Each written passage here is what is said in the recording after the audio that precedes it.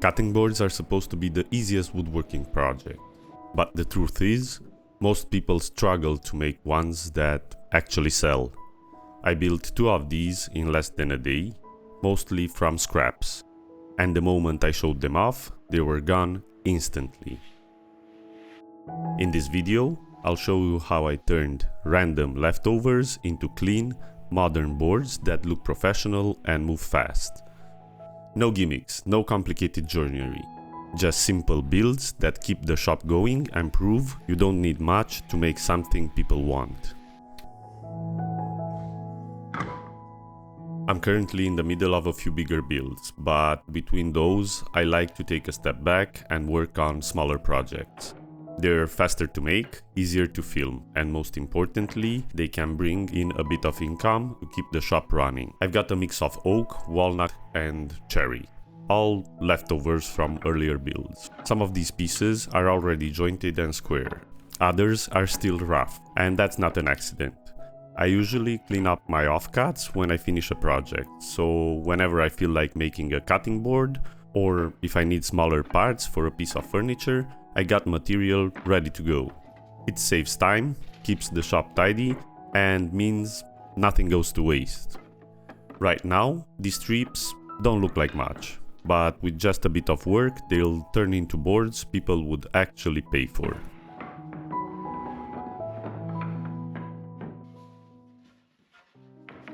The first step is milling down the rough pieces so they're on the same playing field as the clear ones.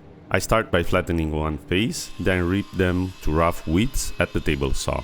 They don't all have to be identical in width. In fact, I prefer when there's a bit of variation because that gives the final board an interesting striped look. What does matter is that everything is square and flat enough to handle easily during the glue up.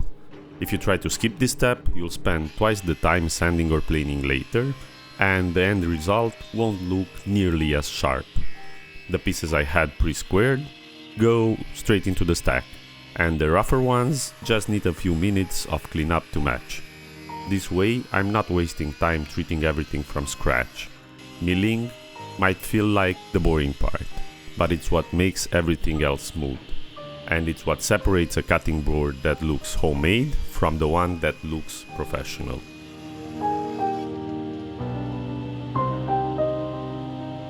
Now, if you don't own a jointer, don't worry, you can still do this step on a table saw with a simple jig. It's basically a sled that holds your board straight while the saw cuts one edge square. The trick is to take your time. Don't push too hard against the blade, make sure you're working with a sharp blade, and you'll be surprised how clean the edge can come out. In fact, when done carefully, the finish on the blade side is almost identical to what you'd get off a jointer. And if it's not perfect, a quick pass with 80-120 grit sandpaper will clean it up instantly. It might take a little longer than a jointer, but the end result is exactly the same. Flat, straight strips that glue up beautifully. If you'd like me to build one of those jigs and show you how to use it in detail, let me know in the comments. For my build today, I'm using the jointer because it's quicker and more accurate. The goal is simple. Each strip needs at least 2 reference surfaces, one face flat and one edge square. That's what keeps everything lining up tightly during the glue up. Even with different widths, if those 2 surfaces are correct, the seams will be invisible once glued. Skip this step and you'll see daylight between your pieces, and no amount of clamping can fix that later. A couple of passes is usually all it takes. Chips fly, and suddenly the rough offcut looks like a clean piece of stock again. It's one of those satisfying transformations that makes you appreciate every scrap of wood.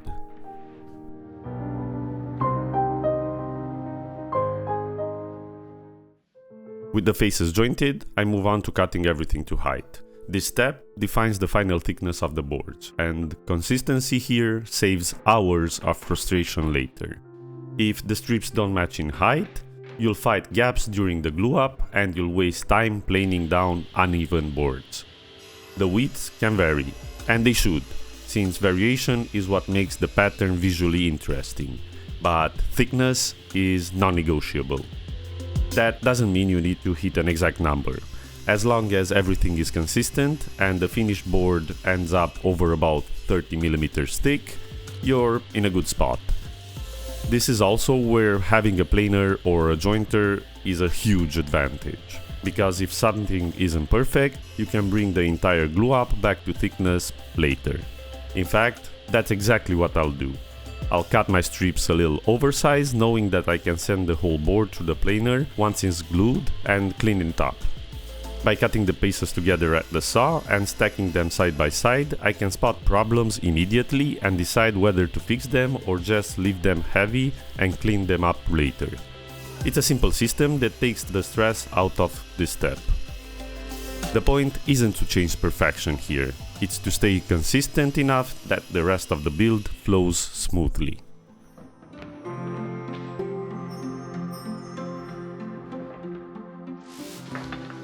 Don't throw these away. The offcuts, you can either use them as inlays, the ones that are thinner, and like this one, which is bigger and thicker, you can use maybe for another, what's it called, for another cutting board. So this can easily be put somewhere as a cutting board part. So don't throw them away, keep them.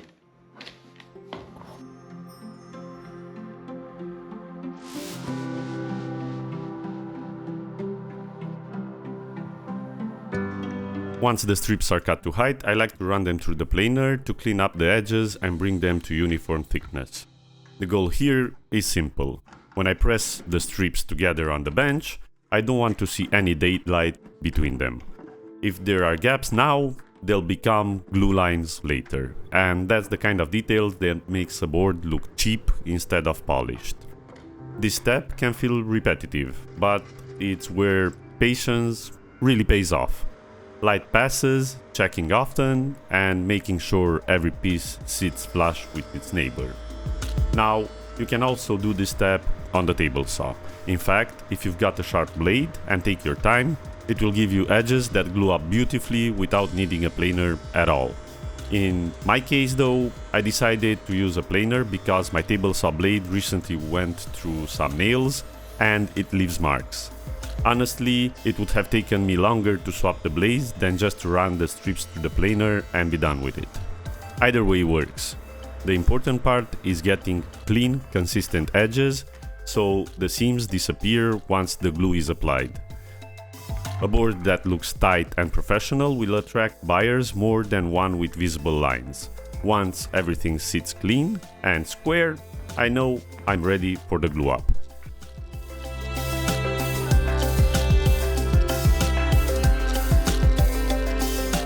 Now, glue-ups always feel like a race against the clock, but with the right prep, they don't need to be stressful. Before I even reach for the glue, I take a pen and number all my strips. That way, I know exactly what order they go in and I don't lose track once things start moving around. It's especially important if you just planed all the pieces, because during that step, you're constantly flipping and shuffling them. And it's really easy to forget which face was supposed to be up or where each strip was meant to sit.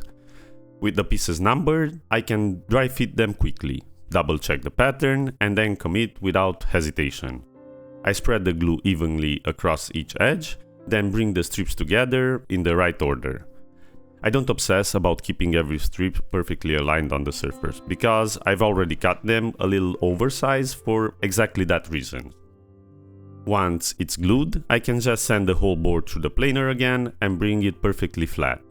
That takes away a lot of the pressure at this stage and lets me focus on what actually matters, keeping the joints tight, the pattern straight, and the clamps balanced. I want to see a consistent bead of squeeze out along the seams, which tells me the glue is doing its job. I tighten the clamps enough to hold the board flat, but not so much that it bows or twists under pressure.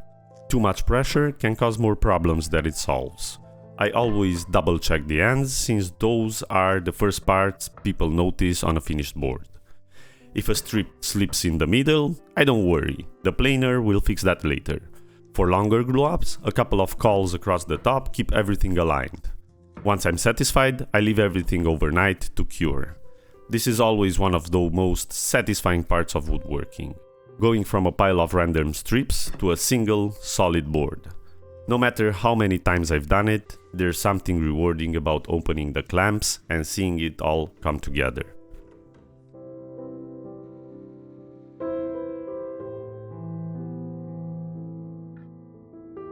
Once the glue has cured, the board comes out of the clamps looking a little rough, but it doesn't take long to clean it up. I start by flattening both faces, then trim the edges to final dimensions so the proportions feel balanced. From here, it's onto sanding. The part no one loves, but everyone notices. I work through the grits, taking my time to make sure the surface feels smooth to the touch. The corners get a 6mm roundover with the router, which is enough to feel comfortable in the hand without changing the clean, modern look. I've kept the design simple. No handles, no juice grooves, just smooth edges and strong lines. That makes the board easier to batch out and more versatile in the kitchen. The most satisfying step comes at the very end, when I apply the finish. The walnut darkens instantly, the cherry strip glows, and the oak ties everything together with a soft warmth. It's a transformation every woodworker looks forward to. When the grain comes alive and the board stops looking like scrap and starts looking like a finished product. Every single time it feels like magic.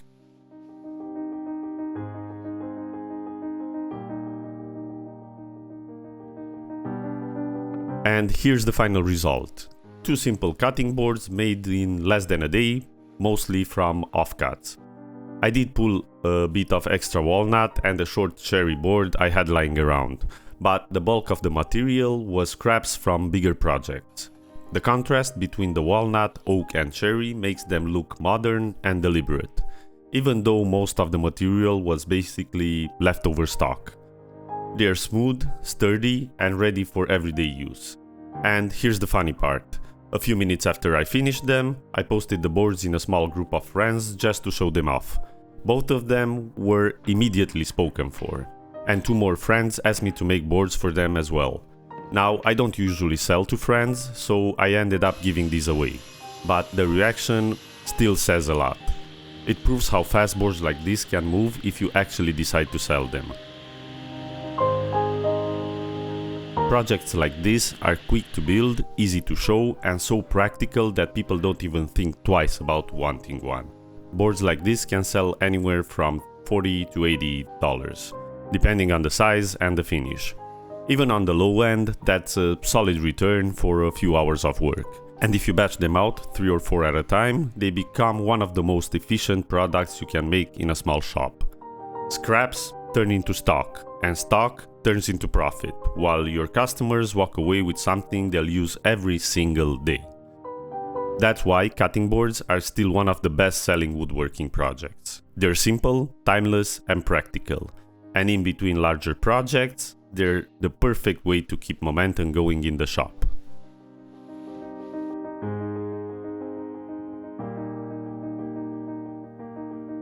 Sometimes, the simplest builds are also the most effective. This board started as nothing more than offcuts, and now it's a finished piece ready to sell. If you're looking for quick wins in the shop, projects like this are hard to beat.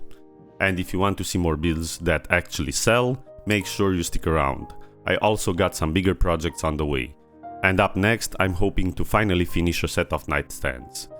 So subscribe if you don't want to miss those. And let me know in the comments if you'd like me to build that table saw jig and show you how it works. I'll see you in the next one.